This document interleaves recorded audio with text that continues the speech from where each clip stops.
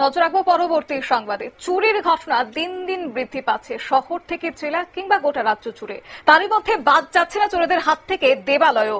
এরই মধ্যে খবর পাওয়া গেছে যে শুক্রবার রাতে এটিনগর রামকৃষ্ণ সেবা মন্দিরে চুরির ঘটনা সংঘটিত হয়। চোরের দল সেক্ষেত্রে হানা দিয়েছে এবং মন্দিরের দরজা ভেঙে সারদা মায়ের কপালের স্বর্ণের টিপ এবং দুটি প্রণামী বাক্স ভেঙে টাকা পয়সা নিয়ে গেছে। পাশাপাশি একটি আলমারি ভেঙে সেখান থেকে সমস্ত রকমের জিনিসপত্র নিয়ে গেছে বলে জানা গেছে। খবর পেয়ে ভক্তদের ভেতর একটা ক্ষোভের সঞ্চার হয়। কি রয়েছে বিস্তারিত শুনুন।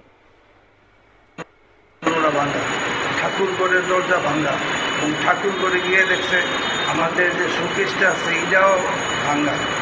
তখন তিনি চিৎকার দিচ্ছেন যে সেটা ওনার ছেলেরে বলছে যে তাড়াতাড়ি আয়, আশ্রমে চুরি হয়েছে।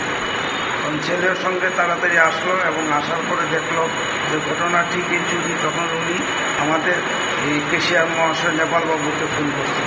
ফোন করার পরে উনি দৌড়ে আসছে এখানে। আসার পরে উনি সবাইকে ফোন করছে এবং আমাদেরই একজন কলিগ দুর্গা সে আমারে ফোন করছে। করার পরে আমরা প্রায় সবাই আপনারা শুনলেন তাদের বক্তব্য। অর্থাৎ পরবর্তীতে খবর দেওয়া হয়েছে পুলিশকে এবং পুলিশ ঘটনাস্থলে ছুটে এসে তদন্ত চলছে। তবে এই গোটা ঘটনাকে ঘিরে ভক্তদের মধ্যে কিন্তু একটা উত্তেজনার পরিবেশ সৃষ্টি হয়েছে। নিয়ে নিচ্ছে ছোট্ট একটি বিজ্ঞাপন বিরতির সঙ্গে থাকুন।